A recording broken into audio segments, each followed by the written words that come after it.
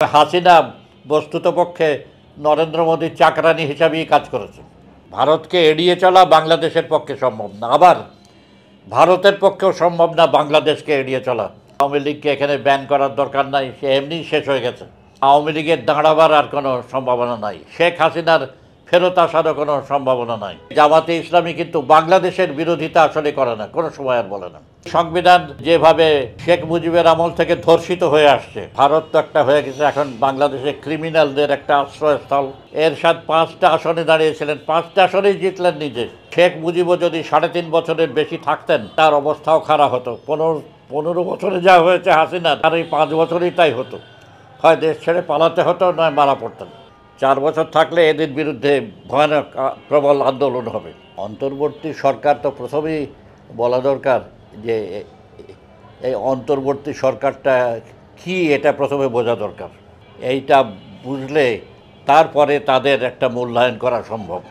এই অন্তর্বর্তী সরকার কি একটা নির্বাচিত সরকার? এই অন্তর্বর্তী সরকার কোন শ্রেণীর সরকার? এটা কি একটা বিপ্লবী দলের সরকার? এই হিসাবটা করে তারপরে দেখতে হবে যে 100 দিনে তারা কি করেছে, এটা কতখানি, তার মূল্যায়ন কিভাবে হবে। তো দেখা যাবে যে এই সরকার যে এসছে, এই সরকারের অনেকে সমালোচনা করে যেটা ভূমিফোড়, আকাশ থেকে এসছে, উড়ে এসে জুড়ে বসেছে, এসব কথা অনেকে বলছে আর কি। তা আমি মনে করি এসব কথার কোনো ভিত্তি নেই, যাকে বলা চলে একভাবে স্টুপিড কথাবার্তা। কারণ এই শেখ হাসিনা পালানোর পরে, আওয়ামী লীগের পতনের পরে এইখানে যে শূন্যতাটা সৃষ্টি হলো, এই শূন্যতাটা ঐতিহাসিকভাবেই এই সরকার পূরণ করেছে। ছাত্ররা এবং অন্যান্য যারা এই অভ্যুত্থানের সাথে সম্পর্কিত ছিল, বিশেষত নেতৃস্থানীয় যারা, তারা এই সরকারকে ক্ষমতায় বসিয়েছে। এখন এই সরকারকে ক্ষমতায় যদি না বসাতো তাহলে এর বিকল্প কী ছিল? বিকল্প হচ্ছে সামরিক সরকার। কাজেই সেই হিসাবে বলা চলে যে এই সরকার একটা মোটামুটি নির্বাচিত না হলেও এর একটা গণতান্ত্রিক চরিত্র আছে।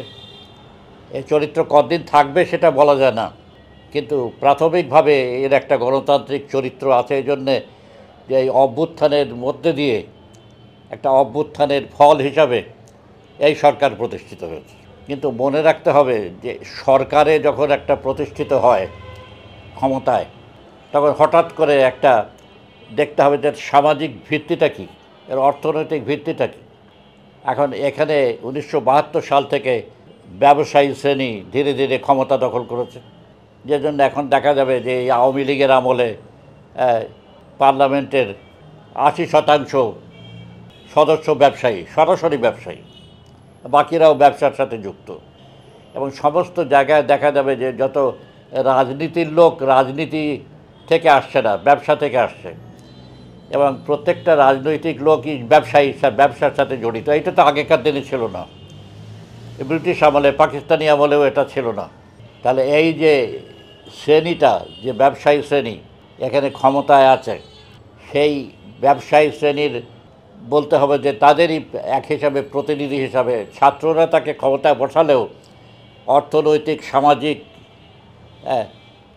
ইত্যাদি দিক থেকে, বন্ধনের দিক থেকে তারা এই শ্রেণীরই অংশ ক্ষমতাসীন হিসাবে। কিন্তু তাহলেও এই ব্যবসায়ী শ্রেণীকে শেখ হাসিনা যেভাবে ছাড় দিয়ে দুর্নীতি করিয়েছিল, এই সরকারের আমলে সেটা হচ্ছে না। এরা কোনো দুর্নীতি করছে না, কারণ এদের পেছনে যে ছাত্র এবং অন্যদের ক্ষমতা যারা তাকে বসিয়েছে তাদেরও এরকম কোনো দুর্নীতি নাই।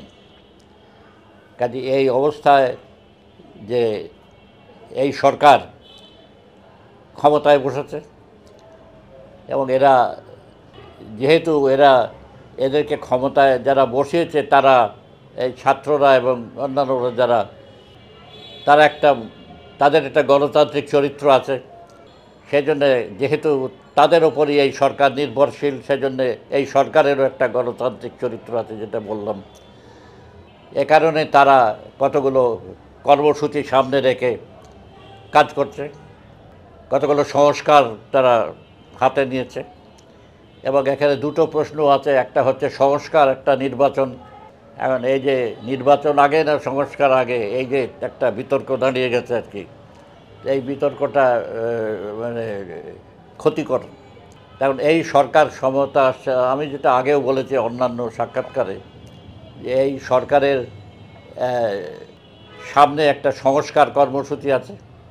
এই সংস্কারগুলো এমন, যাকে বলে বলতে হবে যে একটা ছোটোখাটো ব্যাপার, কোনো বড় ধরনের সাংবিধানিক সংস্কার বা অন্য কোনো সংস্কার এদের দ্বারা সম্ভব না, এদের সে ম্যান্ডেটও নাই। কাজেই হচ্ছে এই সরকার কতগুলো কর্মসূচি, সংস্কার কর্মসূচি বাস্তবায়ন করার কথা বলছে। তারা সব কমিশন করেছে, এর জন্য অনেকগুলো কমিশন করেছে ইত্যাদি। কমিশন তার রিপোর্ট তৈরি করছে। এখন কমিশন যে রিপোর্টগুলো তাদের কাছে দেবে, সেই রিপোর্ট অনুযায়ী সব সংস্কার কার্যকর করা তাদের দ্বারা সম্ভব না। কাজে এই যেমন এখন এই ইউনূস যেমন গতকালও বলেছেন যেরকম কতদিন লাগবে ঠিক নাই, 4 বছরের বেশি হওয়া উচিত না।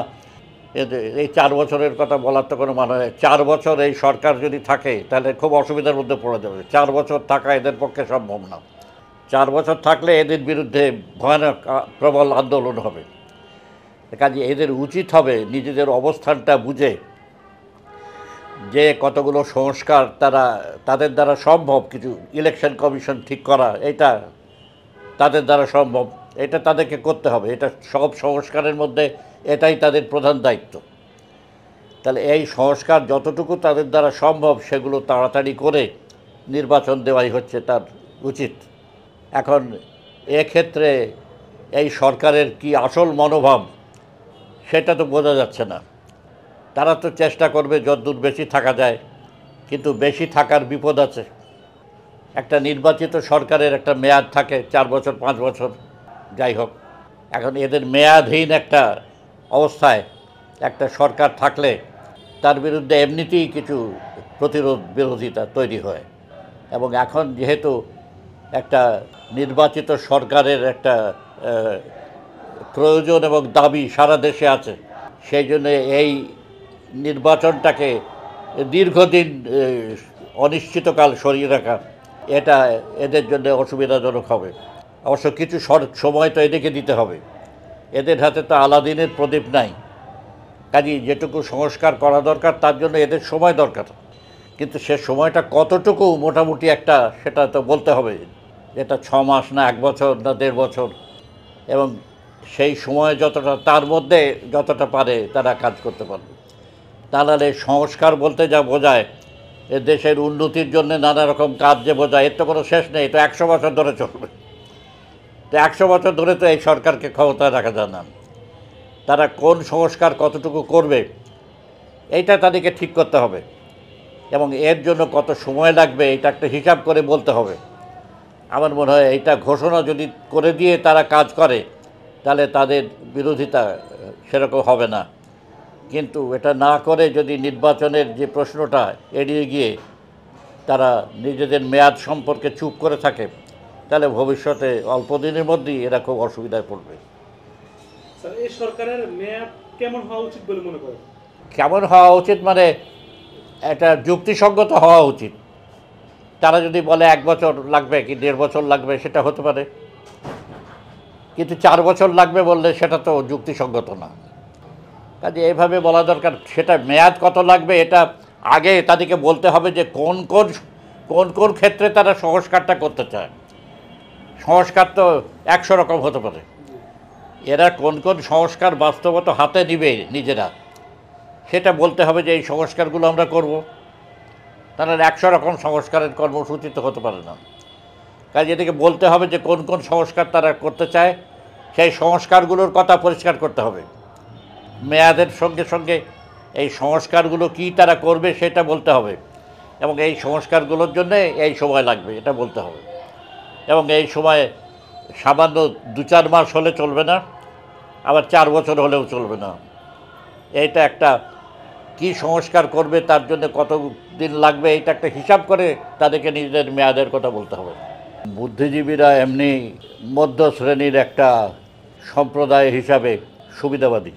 সবাই যে সুবিধাবাদী তাই নয়, কিন্তু এই বুদ্ধিজীবীদের বিপুল অধিকাংশই সাধারণভাবে সুবিধাবাদী। কিন্তু শেখ হাসিনার আমলে এখানে বুদ্ধিজীবীদের যে ভূমিকা দেখা গেছে এটা খুবই একটা, যাকে বলে একভাবে বলা চলে কলঙ্কজনক।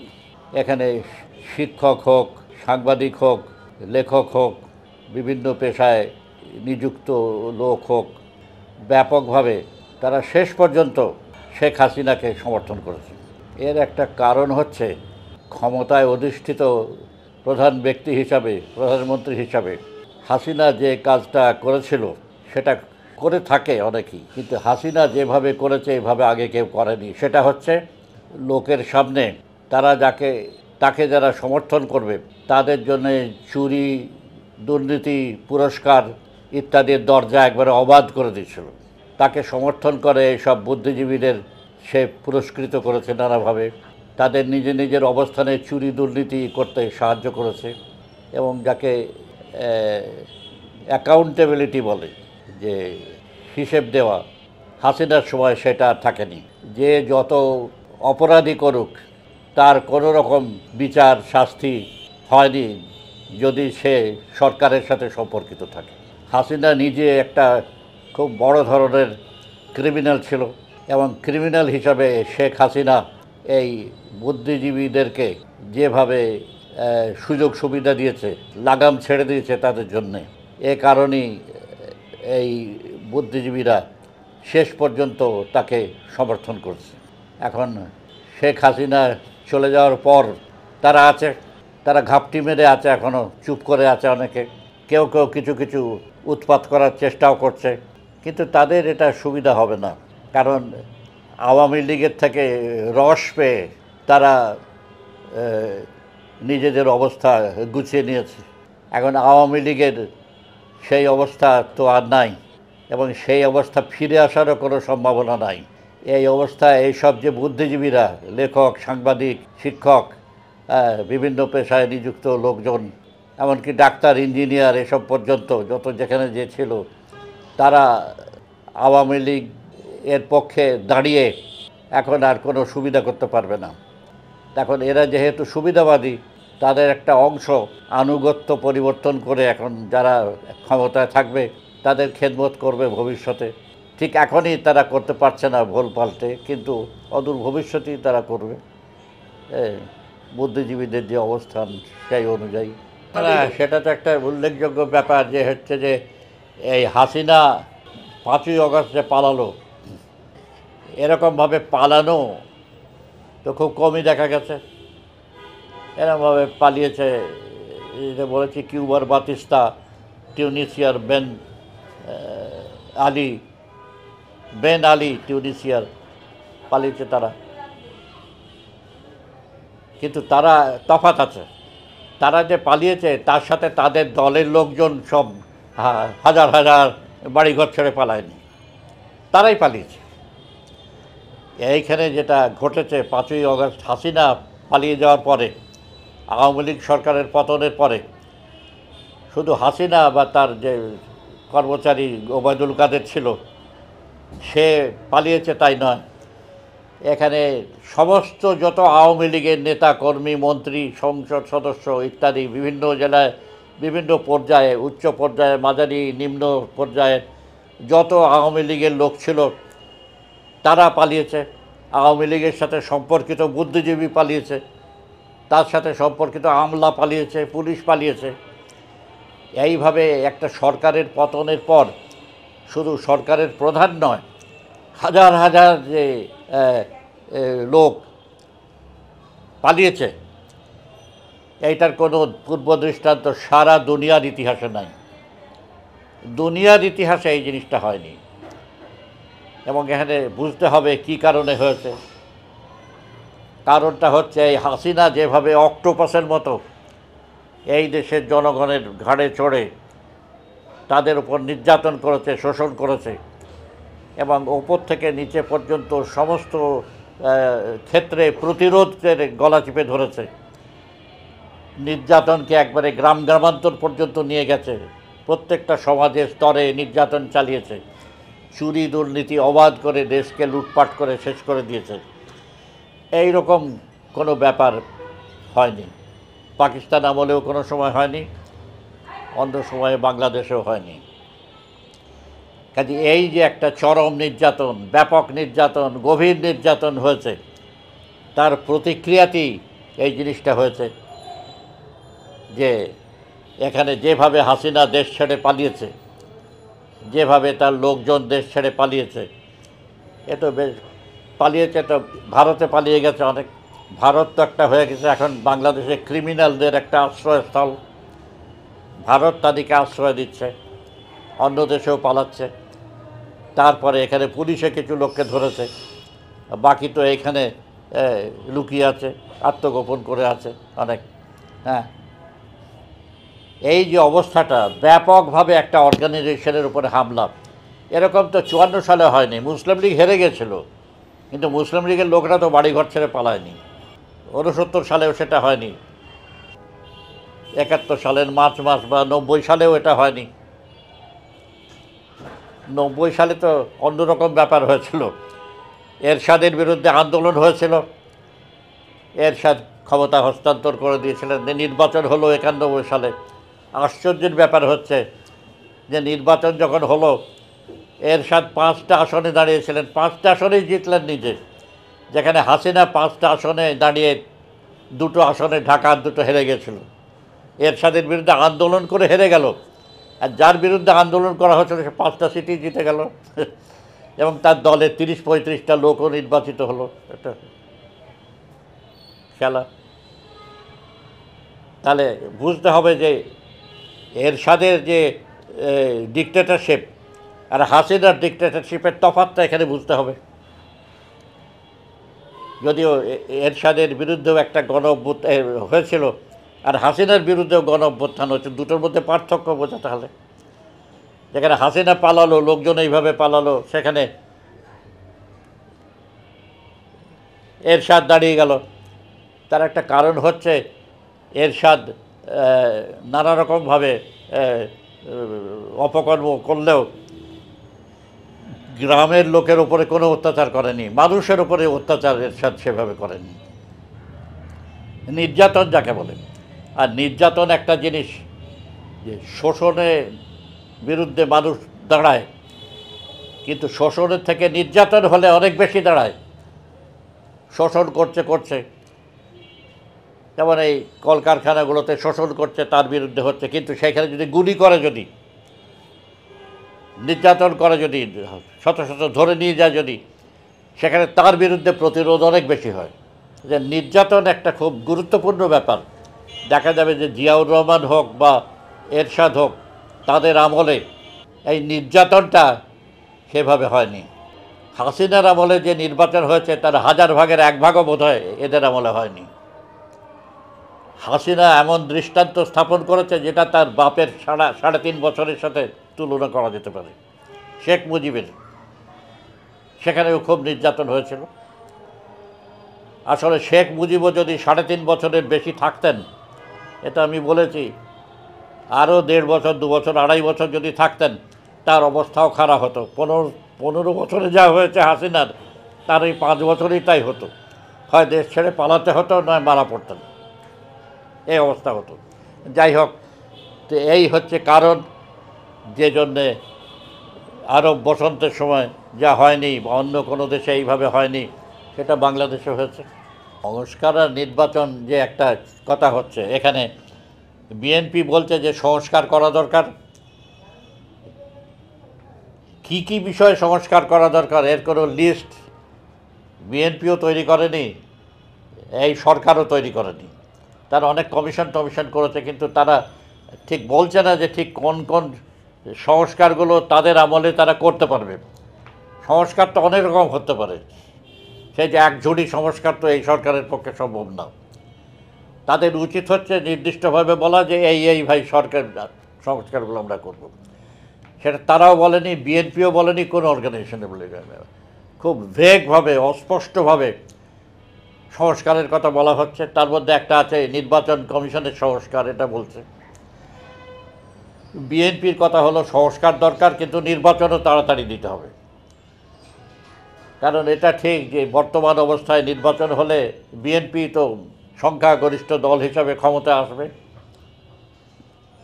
তাদের তাদের তুলনায় অন্যদের যে যে সংখ্যা কম থাকবে অনেক, তারাই ক্ষমতায় আসবে। সেই জন্য তারা বলছে যে সংস্কার দরকার, কিন্তু তার সাথে নির্বাচনও যত তাড়াতাড়ি সম্ভব দরকার। আর জামাতের অবস্থা হচ্ছে, হঠাৎ করে জামাত বিএনপির সাথে এই ব্যাপারে একদম উল্টো কথা বলছে। কী কারণে তারা উল্টো কথা বলছে? এই জন্যে যে তারা তো অনেকটা পিছিয়ে গেছিল সাংগঠনিকভাবে, এবং লোকের মধ্যেও তাদের তো কোনো প্রভাব প্রতিপত্তি ছিল না।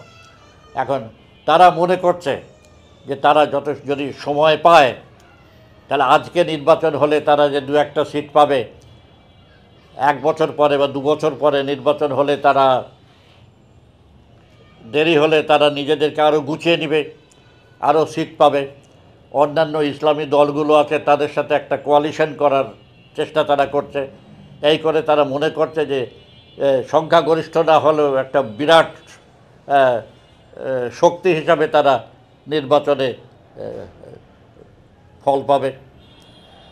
এই চিন্তা করেই কিন্তু তারা বলছে যে নির্বাচন এখন তাড়াতাড়ি দরকার নাই, সংস্কার দরকার আছে। এটা বুঝতে হবে যে তারা কেন এটা হঠাৎ নির্বাচন নাই। কারণ নির্বাচন করে নাই মানে তার নির্বাচন করে এখন তার অতটা ফায়দা নাই। তার ফায়দা হবে যদি আরও দেরি হয়, সে নিজেকে গুছিয়ে নেবে কিছুটা।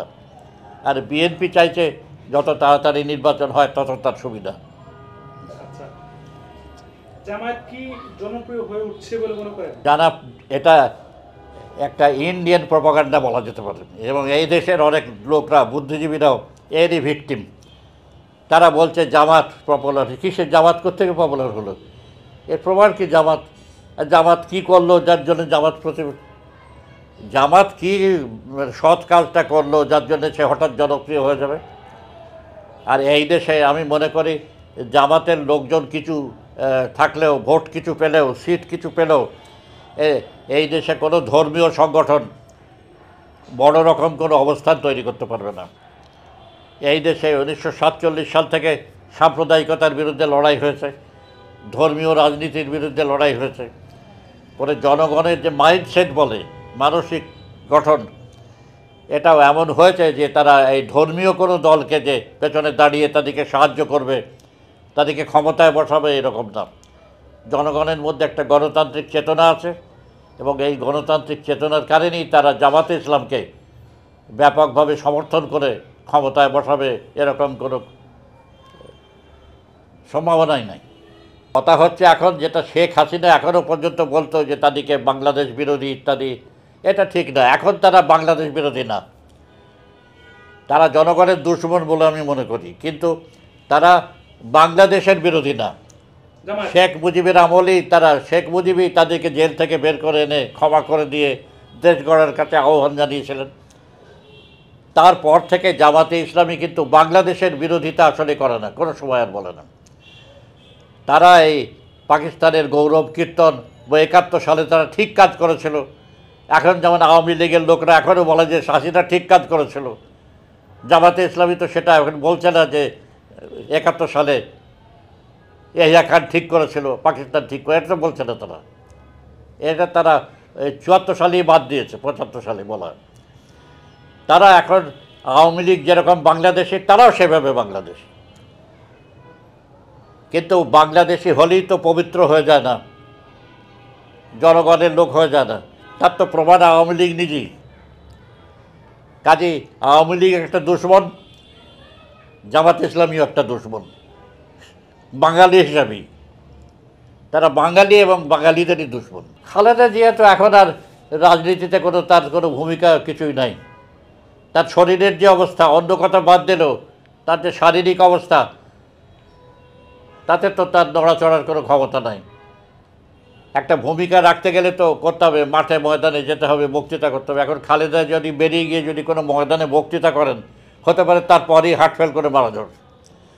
কাজী এই যে তার অবস্থা, এইটাতে তো তিনি অতীতে যা করার করেছেন। জিয়াউর রহমানের নাম বা তার নাম ভাঙিয়ে তার ছেলে এখন দাঁড়িয়েছে, তারেক রহমান। কিন্তু খালেদা জিয়ার নিজের আর কোনো ক্ষমতা নাই, এখন নিজস্ব কোনো ক্ষমতা নাই। তিনি রাজনৈতিকভাবে এখন অপ্রাসঙ্গিক হয়ে গেছেন। আমার নিজের মনে হয় যে এই সংবিধান যেভাবে শেখ মুজিবের আমল থেকে ধর্ষিত হয়ে আসছে, ধর্ষণ করেছে শেখ মুজিব, ধর্ষণ করেছে জিয়াউর রহমান, ধ্বংস করেছে এরশাদ, খালেদা জিয়া অবশ্য সংবিধান নিয়ে কিছু করেননি, তারপরে ধর্ষণ করেছে শেখ হাসিনা, তারপর এর অবস্থা বেচারি সংবিধানের এমন ধর্ষিত অবস্থা যে এইটাকে আর জোড়াতালি দিয়ে ঠিক হবে না। এবং এই সংবিধানটা রেখেই হাসিনা কিন্তু অনেক অপকর্ম করেছে।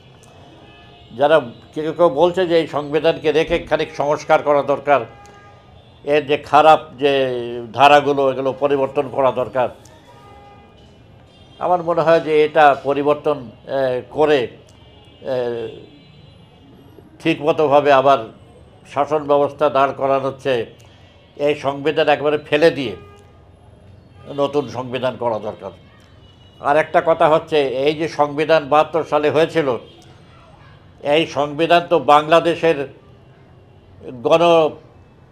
বাংলাদেশের সংবিধান সভা করেনি, এই সংবিধানটা করেছিল পাকিস্তানের সংবিধান সভা। কেন বাংলাদেশের ৭১ সালের পরে এইখানে সংবিধান তৈরির জন্য কোনো সংবিধান সভা নির্বাচন হয়নি, যেটা হওয়া দরকার। সাধারণত একটা দেশ এরকম বিরাট একটা পরিবর্তন, রাষ্ট্র পরিবর্তন স্বাধীন হলো, তাদের সেই দেশের এটা খুব গুরুত্বপূর্ণ যে সেই দেশের সংবিধানের জন্যে তো একটা সংবিধান সভা নতুন দরকার, যাতে এই যুদ্ধের সময় ৯ মাসে মানুষের যে মাইন্ডসেট, তার চিন্তা চেতনার মধ্যে যে পরিবর্তন এলো, তার প্রতিফলন তো এই হতে হবে এর মধ্যে। সেটার পরিবর্তে শেখ মুজিব করলেন কি, এহিয়ার আমলে যে নির্বাচন হয়েছিল ৭০ সালে, তাতে কেন্দ্রে এবং প্রদেশে যারা নির্বাচিত হয়েছিল তাদেরকে একসাথে করে একটা অর্ডিন্যান্সের মাধ্যমে তিনি এই সংবিধান সভা করেছিলেন।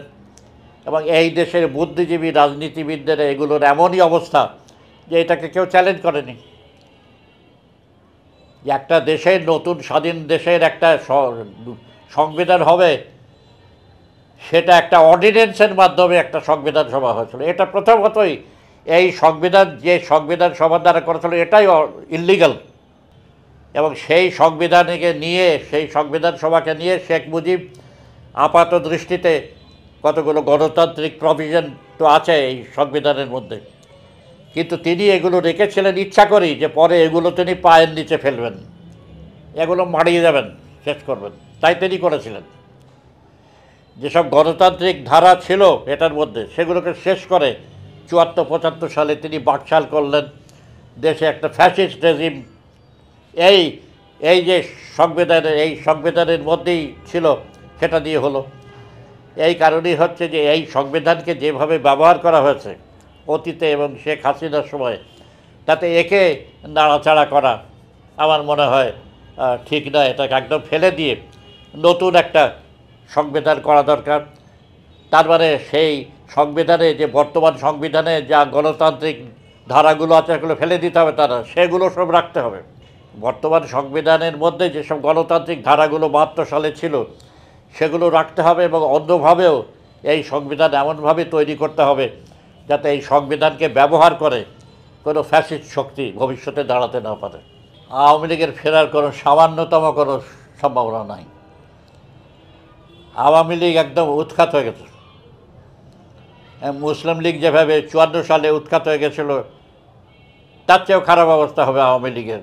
যেটা বলছে যে দল ক্ষমতা হারানোর পর এইভাবে দেশ ছেড়ে পালায়, তার নেতা দেশ ছেড়ে পালায়, তার হাজার হাজার কর্মী দেশ ছেড়ে পালায়, তার চরিত্র কীরকম দাঁড়িয়েছিল, তার পরিণতি কী জন্যে দাঁড়িয়েছিল। মানুষ তাকে তেড়ে খাচ্ছে, নির্বাচনের দরকার নাই, এমনি মেরে তাদেরকে তাড়িয়ে দিয়েছে এই দেশ থেকে। যাদেরকে মেরে এইভাবে তাড়িয়ে দিয়েছে তারা দাঁড়াবে কিসের ওপরে? তারা কি বলবে এখন? কিসের নিয়ে দাঁড়াবে? যেখানে দাঁড়াবে দেখবেন খুন খারাপই হতে থাকবে। এখন যদি নির্বাচন হয়, এখন নির্বাচন হলে তা আওয়ামী লীগ একটা সিটও পাবে না, মনে হয় না গোপালগঞ্জেও পাবে বলে মনে হয় না। আর ভবিষ্যতেও নির্বাচন হলে আওয়ামী লীগ দাঁড়িয়ে কোনো সিট টিট পাবে, দু একটা ছিটে ফোটা হয়তো এদিকে পেতে পারে, কোনো সিট পাবে না। তারপরে এখানে আওয়ামী লীগ যেটা মূলত দাঁড়িয়েছিল সেটা শেখ মুজিবকে অবলম্বন করে, তার বেটি তার বাপকে এখানে দাঁড়িয়ে তার ভাবমূর্তি তৈরি করার জন্যে যত রকম স্থাপনা আছে সব তাদের নামে করা। কাজে এই যে কাজটা তারা করেছে, এমনভাবে তারা দেশের নির্যাতন করেছে যাতে দেশের লোক তো যারা তাদেরকে এভাবে তাড়িয়ে দিয়েছে তারা তাদেরকে ভোট দিবে, এটাকে কোনো পাগল ছাড়া মনে করতে পারে?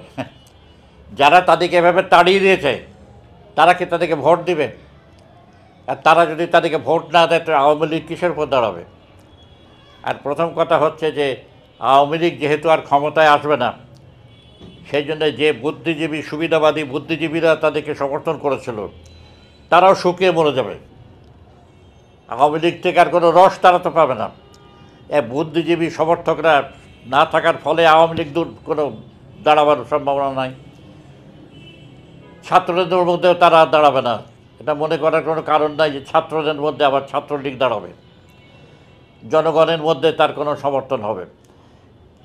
কাজেই তারা হাসিনা ইন্ডিয়ায় বসে যতই উস্কানি দেখ, এইখানে যত রকম চেষ্টাই করুক, এখানে আওয়ামী লীগের দাঁড়াবার আর কোনো সম্ভাবনা নাই। শেখ হাসিনার ফেরত আসারও কোনো সম্ভাবনা নাই। তাকে এক্সট্রাডিশন চাইলেই ইন্ডিয়া তো পাঠিয়ে দেবে না, আর এখানে এলে তো ফাঁসি হবে শিওর। কাজে ইন্ডিয়া তো তাকে পাঠাবে না। আর অন্যভাবে রাজনৈতিকভাবে এই দেশে আবার প্রত্যাবর্তন তার ফেরা, এটা অসম্ভব। এখানে ফিরলে তাকে পিটিয়ে মেরে ফেলবে লোকে। কাজে এই অবস্থায়, আর যেটা বললাম যে আওয়ামী লীগটা দাঁড়িয়েছিল শেখ মুজিবের ভাবমূর্তিটা ব্যবহার করে, এই পরিবারকে ব্যবহার করে। 80-র দশক থেকে শেখ হাসিনা শেখ মুজিবের বেটি হিসাবে, এবং তারপরে তার যে আগেকার যে ভাবমূর্তি সেটাকে আবার নতুন করে সামনে এনে দাঁড়িয়েছিল, সেটা তো আর নাই। কাজে সেটাই তো আওয়ামী লীগের সবচেয়ে বড় শক্তি ছিল, সেটা নাই। তারপরে হাসিনা 15 বছর ধরে করে এইভাবে এই দেশ থেকে বিতাড়িত হওয়ার পরে তার আর কোনোই সম্ভাবনা নাই, সাংগঠনিকভাবে দাঁড়ানোর কোনো সম্ভাবনা নাই। আওয়ামী লীগ শেষ। এজন্যে যারা বলছে যে আওয়ামী লীগকে ব্যান করা দরকার ইত্যাদি, এটা একটা স্টুপিড কথাবার্তা। কেন আওয়ামী লীগকে ব্যান করার মানে হচ্ছে মরার ওপর খাড়ার ঘা, যে মরে গেছে তার উপরে খাড়ার ঘা দেওয়া। আওয়ামী লীগ শেষ হয়ে গেছে। বরঞ্চ আওয়ামী লীগকে যদি ব্যান করা যায়, তার ফলে তার লোকজন কিছু এই বা অন্যান্য বলতে পারে যে একে ব্যান করা ঠিক হয়নি বলে কিছু আন্দোলন করতে পারে। তাকে ছেড়ে রেখে দিলে আওয়ামী লীগের অবস্থা আরও খারাপ হবে। কাজে বুদ্ধির কাজ হচ্ছে যে আওয়ামী লীগকে বলা যে তাদেরকে ব্যান করা উচিত না। এবং এদিক দিয়ে বিএনপি বেশ বুদ্ধির কাজ করছে, যে তারা বলছে যে আওয়ামী লীগকে ব্যান করার দরকার নাই। কেন তারা জানে যে আওয়ামী লীগের ওঠার আর কোনো ক্ষমতা নাই। এটা আমি একজন কমিউনিস্ট হিসাবে, এটা প্রেসিডেন্সিয়াল সিস্টেম ভালো না সংসদীয় সিস্টেম ভালো, এটাতে আমি কোনো মনে করি না। যে সিস্টেমই হোক, মানুষের ওপর জুলুম থাকবে, হ্যাঁ, মানুষের ওপরে শোষণ থাকবে। কাজেই তারা নিজেদেরকে গোছানোর জন্যে প্রেসিডেন্সিয়াল সিস্টেম করুক আর পার্লামেন্টারি সিস্টেম করুক, এতে আমাদের কিছু যায় আসে না। বাংলাদেশে প্রথমত ইসলামপন্থীরা কেন পারছেন এটা আমি আগেই বলেছি। কোনো ধর্মীয় রাজনীতি এই দেশে, যেহেতু সাম্প্রদায়িকতার বিরুদ্ধে 1947 সাল থেকে লড়াই হয়েছে, এবং এই দেশে মুসলিম লীগ একটা ইসলামপন্থী অর্গানাইজেশন ছিল, তাকে ফেলে দেওয়া হয়েছে। তারপর এখানে যে ইসলামপন্থী অর্গানাইজেশন জামাতে ইসলাম দাঁড়িয়েছে এখানে, কিন্তু জামাতে ইসলামও এতদিন রাজনীতি করে সেরকম কোনো ভিত্তির উপর দাঁড়াতে পারেনি। কারণ যেহেতু এই দেশের জনগণের লোকের মধ্যে একটা গণতান্ত্রিক চেতনা আছে, তাদের একটা মাইন্ডসেট যেটা তৈরি হয়েছে, হ্যাঁ, তার ফলে এখানে কোনো ধর্মীয় দলের বড় রকম কোনো সাফল্যের সম্ভাবনা না। কিছু লোক অবশ্য তাদের সাথে থাকবে। এদেশে 17 কোটি লোক আছে, তার মধ্যে 50 লাখ 1 কোটি লোক হয়তো তাদের খুব জোর তাদের সাথে তাও থাকবে না। 1 কোটি লোক তাদের সাথে থাকবে না। যাই হোক, এটা সম্ভাবনা নাই। তো ইসলামপন্থী অন্য দল, ইসলামী শাসনতন্ত্র বা অন্য যা দল আছে, হেফাজত, কারোই কোনো বিকাশের সম্ভাবনা নাই। তারা টিকে থাকবে। আর মাদ্রাসাগুলো আছে, মাদ্রাসাগুলো হচ্ছে তাদের সাপ্লায়ার। সংগঠিতভাবে মাদ্রাসাগুলো যেভাবে তাদেরকে সাপোর্ট করে, এই কারণেই তারা চলবে, ঢিলে ঢালাভাবে চলবে, কিন্তু তাদের বিকাশের আর সম্ভাবনা নাই। আর বামপন্থী দলগুলো যে এখানে পারছে না, এর অনেক কারণ আছে, এটা এখন ব্যাখ্যা করা আমার পক্ষে সম্ভব না। আমি এর উপরে অনেক লিখেছি। সারা দুনিয়ায় আন্তর্জাতিকভাবে সমাজতন্ত্রের যে অবস্থা দাঁড়িয়েছে, তার প্রভাব, সমাজতন্ত্রের এই অবস্থা দাঁড়িয়েছে এর মানে এটা নয় যে সমাজতন্ত্র শেষ হয়ে গেছে। এটা একটা সাময়িক ঐতিহাসিক ব্যাপার, একটা ঐতিহাসিক পশ্চাদপসরণ। কিন্তু যাই হোক, তার প্রভাবে বিভিন্ন দেশে এবং বাংলাদেশেও বামপন্থী রাজনীতি একটা বেকায়দা অবস্থায় আছে, এবং সেই কারণেই এখন তাদের পক্ষে এই নির্বাচন জয়লাভ করা বা অন্য কোনোভাবে এখানে সংগঠিত হয়ে শক্তি প্রদর্শন করা, এটা এখন সম্ভব হচ্ছে না। ছাত্রলীগ নিষিদ্ধ করেছে, এটা করতে পারে। ছাত্রলীগকে নিষিদ্ধ করার কারণ হচ্ছে, এটা সহজেই বলা যায় যে ছাত্রলীগকে নিষিদ্ধ করা হয়েছে মানে একটা মাফিয়া অর্গানাইজেশনকে নিষিদ্ধ করা হয়েছে, একটা বিরাট গুন্ডা বাহিনীকে। আসলে ছাত্রলীগ আর ছাত্র সংগঠন হিসাবে থাকেনি, এটা একটা টেরোরিস্ট মানে অর্গানাইজেশন হিসাবে দাঁড়িয়েছিল, এবং গুন্ডামি, বদমাশি, রাহাজানি, সেই হিসাবে এটাকে ব্যান করে দিয়েছিল। একদম আর উঠতে দেওয়া উচিত না, এটাকে বাড়ি মেরে ফেলে দেওয়া দরকার। কিন্তু আওয়ামী লীগ একটা অর্গানাইজেশন হিসাবে সেটা অন্যরকম। আওয়ামী লীগ সম্বন্ধে তো একটু আগেই বললাম যে আওয়ামী লীগকে এখানে ব্যান করার দরকার নাই, সে এমনিই শেষ হয়ে গেছে। কাজেই যে মরে গেছে তাকে আবার মারার তো কোনো দরকার নাই। ভারত তো বাংলাদেশকে একটা আশ্রিত দেশ হিসাবেই মনে করত, এবং হাসিনা বস্তুতপক্ষে নরেন্দ্র মোদীর চাকরানি হিসাবেই কাজ করেছে, একবার চাকরানি। নরেন্দ্র মোদী যা বলেছে সে তাই করেছে। নরেন্দ্র মোদী বাংলাদেশকে কিছুই দেয়নি, হাসিনা একবার ছাপ্পড় ফাড়কে দেয়া যাকে বলে, একবারে যা চেয়েছে সব দিয়ে দিয়েছে। একমাত্র শর্তে যে হাসিনাকে ক্ষমতায় রাখার জন্য ইন্ডিয়া যা হয় করবে। কাজেই বাংলাদেশের ওপরে ইন্ডিয়ার যে নিয়ন্ত্রণ, এটা শেখ হাসিনার মাধ্যমে হয়েছে, এবং শেখ হাসিনা উৎখাত হয়ে যাওয়াটা এজন্যে ভারতের জন্য একটা মস্ত বড় পরাজয় হয়েছে, অসুবিধার কারণ দাঁড়িয়েছে। এই কারণে ভারত এটা কিছুতেই হজম করতে পারছে না, এবং নানাভাবে এখানে বিশৃঙ্খলা সৃষ্টির চেষ্টা করছে।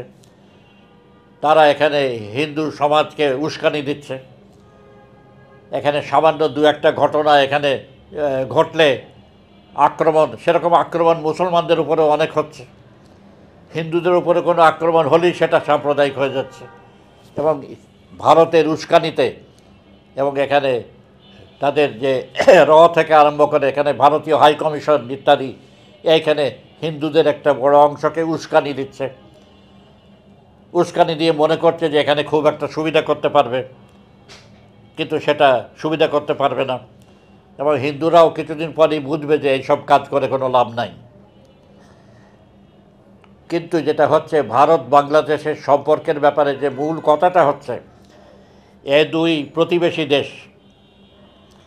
বাংলাদেশের প্রতিবেশী হচ্ছে ভারত, একটা বিরাট বড় দেশ, যার সাথে তাদের ঐতিহাসিক সম্পর্ক আছে, ব্যবসা বাণিজ্যের সম্পর্ক আছে, হ্যাঁ, সামাজিক সম্পর্ক আছে, রক্তের সম্পর্ক আছে লোকজনের।